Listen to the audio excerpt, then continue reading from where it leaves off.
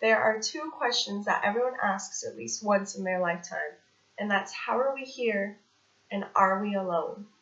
If you're curious about at least one of those questions, then you would agree with me in thinking that NASA should not have its spending cut.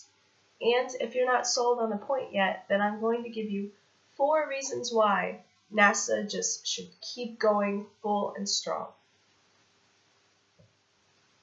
Other things can have their funding cut, just not NASA. So the United States is in a huge, crazy amount of debt, and we keep adding to that deficit every single year. And to help it, to make it better, the government is thinking that maybe we should make cuts in a lot of these areas, and one of those big areas that they're making cuts to is NASA.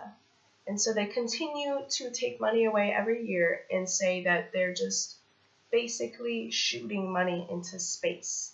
And this is not a smart choice. So when you cut spending to NASA, you're also cutting all the jobs that it provides. That's about 4,600 jobs right off the bat that are totally diminished, that are gone, leave people out of work, unemployed. Also, you're cutting progress. You're not just cutting money, you're cutting progress on big companies such as things that involve GPS and telecommunications and satellites and everything like that. NASA is what helps bring us forward with those things, and if you cut funding to it, and it cuts everything below it, it's a chain. NASA inspires innovation, and Neil deGrasse Tyson, the scientist, will help tell you why. So space is a $300 billion industry, and NASA is just a tiny, tiny percent of that. But what percent it does hold inspires innovation and creativity throughout everybody. It inspires dreams. NASA has been inspiring culture since the 1950s.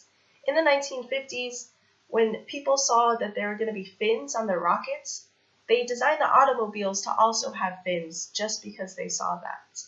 I mean, innovation drives the economy. Just look at the Industrial Revolution. NASA investments have more than paid for themselves. Satellite advances that NASA made has got us to where we are today with things such as television, weather, and even cell phones and telecommunication.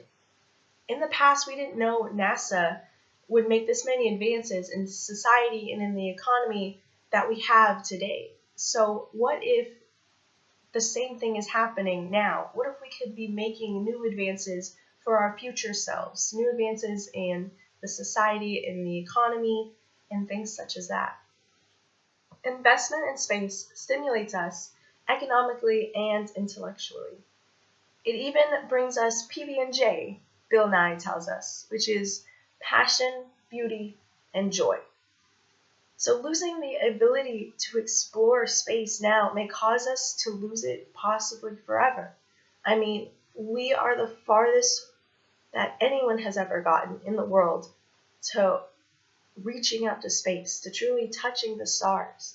So if we cut it now, cut the progress that we've made, then who knows when other societies may advance enough to even get to where we are today.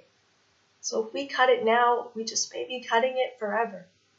So those are my 5 main points. But before I let you go, I would like to leave you with one last feeling. We can't let our curiosity die. We need to keep striving to touch the stars.